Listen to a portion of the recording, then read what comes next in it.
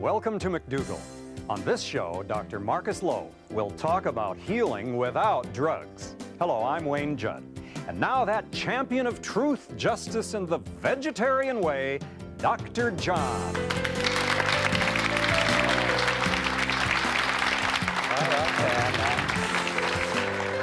Well, John, is that true? Are you the champion of the vegetarian way? I should wear a big V on my chest. I didn't think you liked the letter V. I don't. We don't use the V word. Why don't you use the V word? Well, you know, it has a lot of a lot of feeling behind it. People think that vegetarians are the radical fringe of society. Crazies. But that was thoughts of maybe long 10, hair 20 and years flowers, ago. yeah. But things have changed, you know, as folks realize that a vegetarian diet is the right way to go. You have become more and more of a vegetarian as we've been talking, and I understand you dropped your cholesterol. Well, I did. I had hoped to keep that a secret from you. I didn't want to give you the impression that I was all that committed to your ideas. I know. In fact, I did. I changed my diet as a result of our conversations here, interestingly enough. You know, my diet previously had been the 3 basic food groups: meat, donuts, and coffee, basically. And once I changed that diet, my cholesterol went from about 220 down to 160. Well, 150 is ideal, so you're darn close. I'm close where I need to be. You're close. It could be, and the reason we pick that level is because cholesterols less than 150 are associated with immunity from heart disease. Worldwide, and also when you do studies in this country, if you run a cholesterol less than 150, it's very, very, very rare that somebody has a heart attack. So that's kind of the great big A+ on your report card, 150 or less. So you've done really well. But what if you wouldn't have done that well? And you'd come to see me as a patient and you just said, look, I don't want to have a heart attack, runs in my family, I know half the people in this country have heart attacks and strokes. I really want to avoid it. I believe in low cholesterol.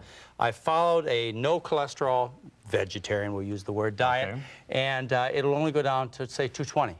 Right, which is where I was. Right, and so, but that's too high. You and I know that, so we've got to take extra steps. There are ways to lower cholesterol further that people need to know, and many of them are self-administered, relatively non-toxic, and highly effective, and they just don't know about them because there's no profit behind them, so nobody talks about them. Okay. You can do things like you can add garlic to your program. I did that. And that helps. I'm taking the equivalent of one of those little cloves, is that the word? Right. Well, a study done in the Annals of Internal Medicine showed that if you take between a half and a clove, whole clove of garlic a day, you drop your cholesterol 9%. Well, that could be 20, 25 points with the cholesterol that you have, or the one you started with. Right. You can take vitamin C. 2 grams. Vitamin C? 2 grams of vitamin C. Doesn't vitamin C give you canker sores? Well, you know, citrus fruits do. Some people, they get canker sores. But the actual vitamin C pills, if you take 2 grams a day, not 1 gram, 1 gram doesn't seem to work, but 2 grams a day will actually lower your cholesterol. Vitamin E, and I recommend that in a dry form. I don't want people to have... What does that mean, dry? Well, it's a non-oil preparation. Usually vitamin E comes in an oil, and they don't need that extra oil. Will it say that on the bottle? Yes, it's a little more expensive, but I think avoiding that fat's important. So vitamin E does it.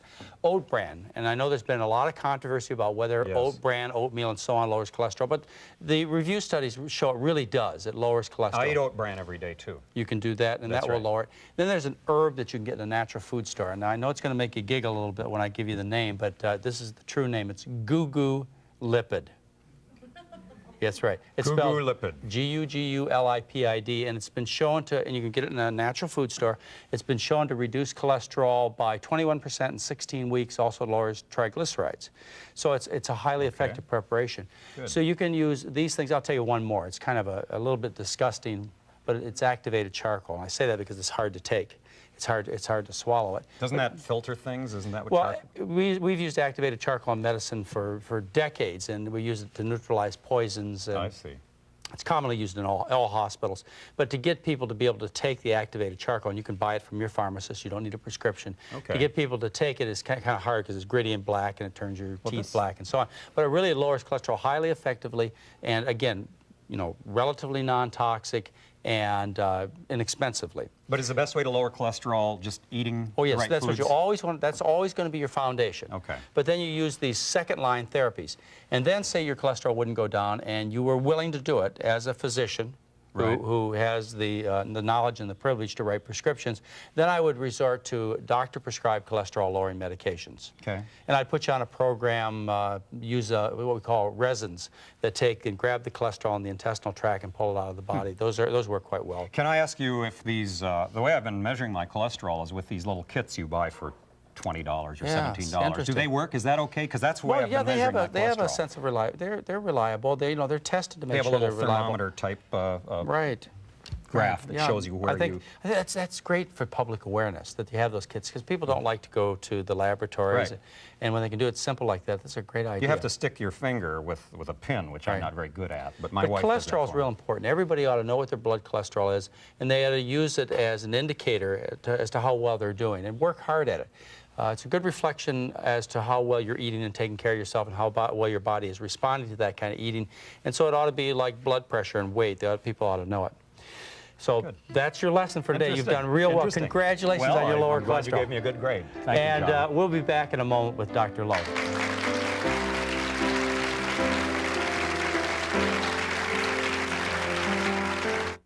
Mr. and Mrs. Jones, Sally's having some behavioral problems. I guess that reward system isn't working.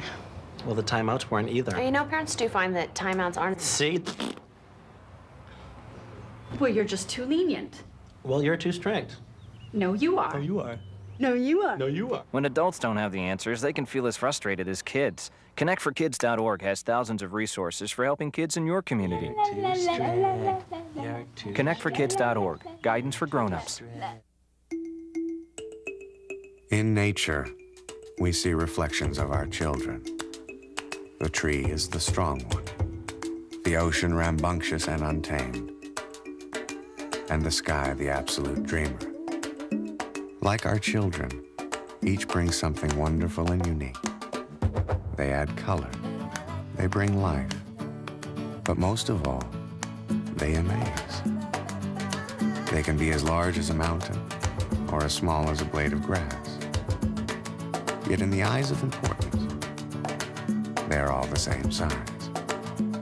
And to choose the sky over the water would be like choosing one child over the next. An impossibility as large as the world itself. EarthShare, the world's leading environmental groups working together. To learn how you and your employer can help, please visit our website.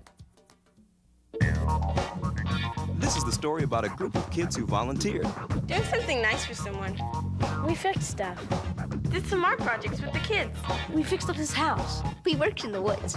Cleaned up the park. Did something for the planet. We just did it. No other reason. And you know what? It was great. At first, they didn't know each other. Well, that didn't last long. This guy is really funny. These are my new friends. Are you into it? Call 4-H or check out our website at areyouintoit.com. And welcome back. With me, Dr. Marcus Lowe. Dr. Marcus Lowe is a naturopathic physician. He has a great newsletter. And if you get a pencil and paper, I'm going to tell you how to get this newsletter in a few minutes. Most of you don't, well, many of you, I guess, don't know what naturopathic physicians are, because in a lot of states they can't practice. But there are some states where naturopathic physicians are allowed to practice just like regular doctors. Is that right, Dr. Lowe? Yeah.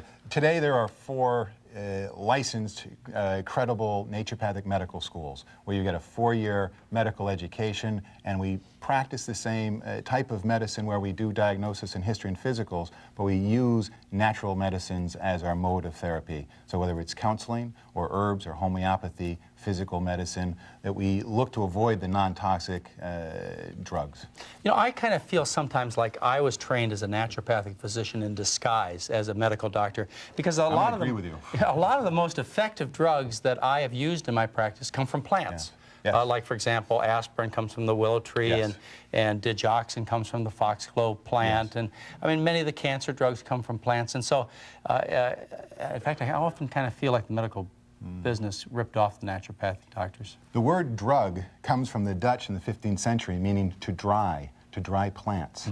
And the original design for drugs come from nature. It is just because, since you can't patent nature, you don't have the profit motive, and therefore they will go and look for a synthetic variation to it. Yeah. But industry is really trying to get around that. I know that the pharmaceutical industries now are spending a lot of time looking at plant products. There was just an article about birch bark and how it's an anti-cancer substance, and of course, but the yew tree is another powerful anti-cancer substance. I went down to the Amazon last October, and going down again this November, with a group of pharmacists and doctors, looking at where the heritage of medicine came from, how the native healers used it, and how these things came from trees and plants and substances into the modern pharmacy. In the 1900s, 50% of the pharmacy came from natural sources. Today it's about 25% because they switched to synthetic usage. Now, as a naturopathic doctor, you've got a whole armamentarium of these natural plant-derived substances to use for people, but that's only part of a naturopathic doctor's emphasis. You also emphasize diet a lot, don't you? Well, like you, I believe it's how you live your life is going to determine what kind of disease you have, how long you will live, and the quality of life you're going to have.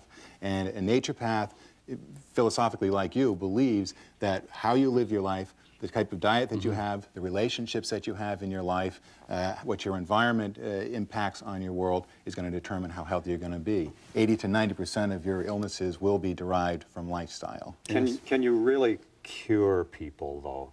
Aren't people afraid that this is sort of like a secondary type of medicine? Can you really cure people with nature? The answer is 100% yes. And again, I asked, do medical doctors cure? No, they set the stage for curing.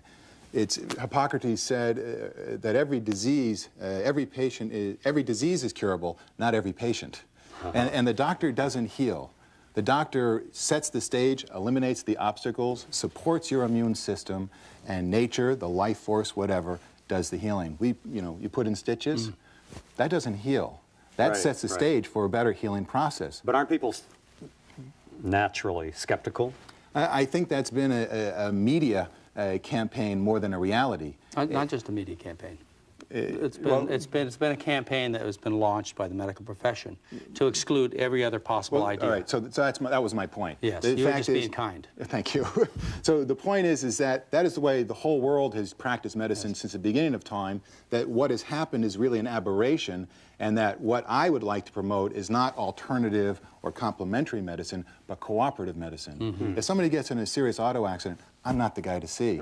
If you are bleeding and have broken bones, go to somebody who is specialized in that area. But before the accident and after the accident, it's somebody who understands how the body and nature knows how to heal that's going to do that. But doesn't your kind of medicine get a bad name because of people who drink carrot juice to cure cancer? I think that carrot juice can have a component of being a healthy substance for you, but that's not a whole program. And like any But I wouldn't mix that, in my mind, I wouldn't mix that up with naturopathic physicians. I look at them as very highly trained people who deal with natural substances rather than, Aunt Millie who says that you can drink this juice and it'll cure warts, which is really doesn't have any scientific foundation. The naturopathic physician business is founded very solidly in science, and they publish in the medical journals. And for example, the stuff I told you about garlic came from the most conservative medical journal that I know of, the Annals of Internal Medicine. So the truth does get into the scientific literature. And this information is in the standard medical journals. It's just not used. It's not taught to the doctors. I mean, 90% of the doctors learn prescribing from the drug companies' detail people. So they're not particularly getting the information that may be valuable, but not as profitable. So it's just nobody's in my office selling garlic. Yeah, exactly. It's a tough overhead. Or fruits and vegetables. They never showed up there, but somebody from Eli Lilly or Upjohn or other drug companies are there to sell me lots of pills. It's money, it's profit that we're dealing with. And in the beginning, this actually stemmed, the whole change in healthcare today is consumer-driven. It's not coming from inside the industry. People are realizing that what has gone on today is not working. And so they are coming back to their roots. This is not anything new. This is a resurgence of what has been in the past. So we need to keep educating our consumers and let them revolt. The best health care is an informed doctor with a very informed patient. That's how it's going to change. So the doctors need to, I spoke the other night to a group of medical doctors who are unaware of this material, and they would like to be aware of it, but it's not in their specialty journals. It's not in front of their face when they're paying their bills and doing things. But they would like to know this, but it's not in their standard mode, and it's not promoted by the AMA at this point in time, but it looks like it's changing. The people are demanding it. The people are spending the money for it.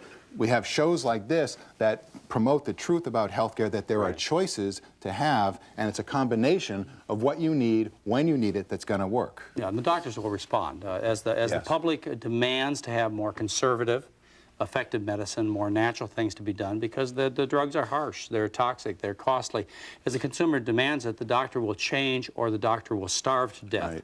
And so economics will drive the business in this direction. So But instead you're going to starve the pharmacies to death and the doctors will still... Pharmacies can prescribe natural medications also, and drug companies can get involved in more natural products. And they're trying to also. But what we really want, the truth is, everybody wants, the doctors want, the patient wants, everybody wants effective therapy. And the problem is effective therapy is not really out there the way we'd like to have it. Not the way it's been traditionally practiced. But it's changing. My guest, Dr. Marcus Lowe, and we'll be right back.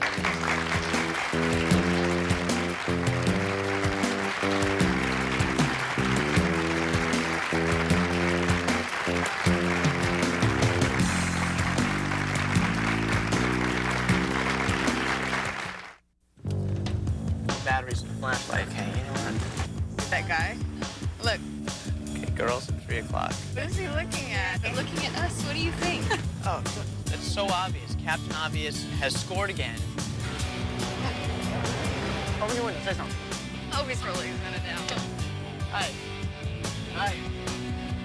Hey, guys. Hi.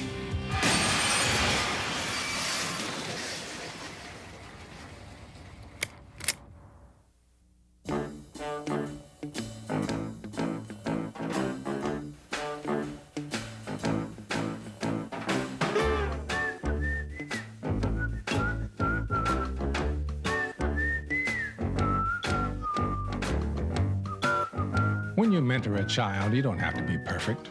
You just have to be yourself, which, by the way, is pretty good. Do good. Mentor a child. Call 1-877-BE-A-MENTOR.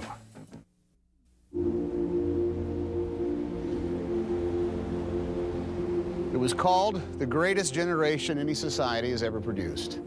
They were ordinary people who half a century ago did nothing less than help save the world. Millions served in uniform. Millions more served at home, and nearly 500,000 gave their lives. And yet there is no national memorial to honor their sacrifice. It is time to say thank you. Call now and help build the National World War II Memorial.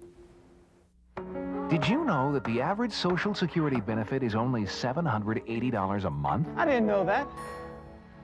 Did you know that most people will spend 20 years in retirement? I didn't know that. Did you know that a 40-year-old who saves $20 a week can have $75,000 when they retire? I didn't know that. There's a lot you might not know. To get free information about savings, visit our website or call this number. I know what to do now. And welcome back. With me is Dr. Marcus Lowe. He's a naturopathic physician. I told you about his newsletter. It's Naturally Well is the newsletter. Now, you got your pencils ready, because I'm going to tell you how to get it. You call 1-800-777-5005. One more time. That's 777-5005 for this newsletter, Naturally Well by Dr. Marcus Lowe. Thank you. The naturopathic physician, you say, has to get 4 years of education. And this is pretty intense education on... Yeah. It's 4 years of pre-med, as your same entrance requirements for medical school, conventional medical school. And then afterwards you have to get 4 years? Then you have 4 years of residential medical school training. There are 4 schools, one in Seattle, Bastyr, National College, where I went to in Portland, Oregon, Ontario in Canada, and the Southwest College in Arizona.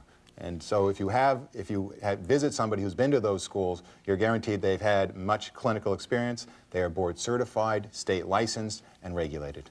And how do you find a naturopathic physician? Are they listed in the phone book? In states where they are licensed, they are listed in the phone book. There's a national organization out of Seattle, the American Association of Naturopathic Physicians, who, if you phone, they can refer them to people. How many of these physicians can we expect to find out there? That's a great question. When you go to national meetings, there's probably between 600 and 800 in attendance. I figure there's somewhere under maybe 2,000 practicing in the United States. Do you talk in those meetings, just a curious question, do you talk about your medicine or your medical practice, or you talk about your public relations challenges, or both? I think they come hand in hand, but mostly naturopaths have evolved from the caring mode of the patient's needs, so it's more about modality. Do you know what works? What do you got that's working over there? I've got this type of patient with this problem. And so we're very educationally oriented, very scientifically oriented, and really we're very eclectic. We don't care where it comes from. If it works and it's legitimate, makes great that's sense. what we'll do. But would you say, though, that you get patients who you're their last hope, they've tried everything else, and then they come to naturopathic medicine? Yes. And of course they come back after they see what naturopathic medicine is with their about. families, with their friends. Right. There's patients that come because they're desperate. Because the surgeries haven't worked, the medicines haven't worked. Or they don't want to take the medicines because their friends have taken it, they've had complications and side effects. And then there are people that come that are more aware and understand because their grandparents or their parents did it, or they realize there must be a better way than taking a drug. Right, if the medical business solved all the problems, there wouldn't be room for anybody else. Let's take a phone call. Hello? Hello? Yes, you had a question for Dr. Lowe? Yes, it seems to me like we've spent so many years trying to get out of the wise tales. How do we know whether we're actually in a wise tale scene and it's just a bunch of hogwash, or if it's something that's really real? I mean, how can I tell the difference between doctors? It's a good question. It's a great question. I think it's one that we're all faced with. I think that you should get second opinions from people. I think you should check out credentials as well. See where these people were schooled. Talk to people who have been to these people and see what their methods, their charges, what process they had. Were they there for you when you needed them, when you phoned in the middle of the night? I think our caller's question could be broadened even to medical doctors. I mean, how do you tell you're going to get the kind of results you're looking for? Yeah. Because when you go into a physician's office, unfortunately, experience has taught too many people that they don't get the cure, and so they are suspicious. Yeah. And I think they take a lot of that suspicion to the naturopathic physician, which I think they've got to. The consumer's got to be concerned, and they've got to be involved. Yeah. The standard medical treatment involves drugs, and mostly drugs are designed to suppress symptoms. The naturopathic community believes that your body has an innate ability to heal itself, and we're looking to eliminate the obstacles and bring about an actual cure. And that is a relatively new concept, and it's not one that's been promoted through the media, so it's an educational curve. So your question is well-founded, and I encourage you to ask your practitioner the same thing. They should be able to tell you how long this will take, what you might experience, and walk down the path and maybe even lead you to resources that will make you understand what it might be about. In other words, caller, you have to be a good investigator. You got to be involved in your medical care all the time. The worst thing you can do is say, doctor, whatever you say. Yeah, well, that's common. That's what but see, I think people don't. I don't think people want to be in charge of their own health. They need I think to be. it's so easy to have a specialist. Well, until do they get burned. Maybe they don't want to be. Maybe they want to relinquish the control until they actually get into a situation where they end up with a poor outcome, and then they best change their attitude because they're going to get hurt again. But hasn't medicine taught us not to trust any of our own instincts? Aren't we always supposed to turn to humans? I don't think it's medicine. I think society has done that. To acquiesce your authority and your knowingness to some other authority. I look to empower you for the healing. You're hiring me like a plumber, like an electrician, like a mechanic. I'm not sure I like it. I want to be fixed. You will be fixed. I will help direct that. You're paying for. I mean, I got to exercise. I got to change my diet. Give me the pill. Yes, you will get all of that. And the pill is often an easy form to take, a natural product. But if you have bones and muscles and joints, most of your body is that. If you don't use that body and move it, you're not going to get well. If you don't change your diet to some acceptable method of where we were designed to consume and to grow and become a healthy organism, it's not going to happen. Well, the consumer is growing up, I think, and starting to realize that they're not going to get the cure from pills, whether they come from medical doctors or naturopathic doctors or over-the-counter, and that they're going to have to take responsibility for exercise, bad habits, diet, and so on. Who else is responsible? Who else could be responsible for your health? Yeah. But the problem is they haven't gotten the education. I know the naturopathic physicians are way ahead of the medical doctors in terms of dealing with these basic lifestyle issues. And so, people need to get that education. And once they know, then they're on a road to recovery, and a road to recovery that's difficult, difficult to stop for people who care about themselves. Yes. Fascinating subject. We're going to have more on this subject. My guest is Dr. Marcus Lowe, and we'll be right back.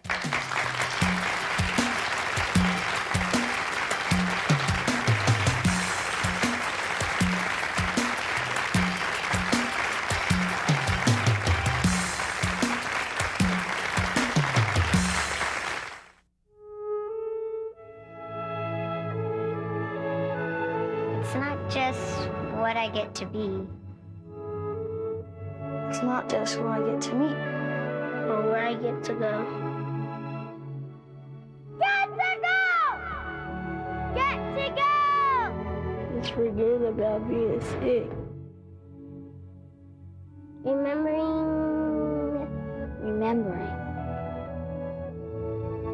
Remembering how to be a kid. How to laugh out loud. That anything is possible. Leaving worry on the doorstep. Feeling 10 feet tall. Making plans for the future. I'm still making plans for the future. I'm still making plans for the future.